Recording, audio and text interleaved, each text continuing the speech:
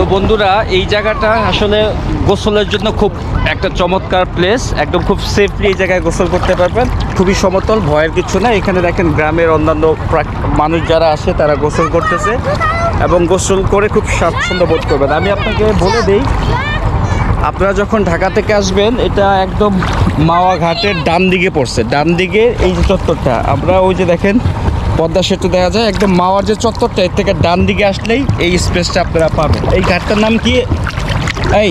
এই ঘাটটার নাম কি? না না, ওই ঘাটের নাম কি?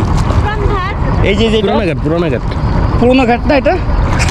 আগে যে পুরাতন বাস স্ট্যান্ডটা ছিল মাওয়াঘাটের পুরাতন বাস স্ট্যান্ড, এখন বর্তমানে যে বাস স্ট্যান্ড এটা না, পুরোনো বাস স্ট্যান্ডটা ছিল যেখানে, সেই জায়গাটা এই স্পেসটা।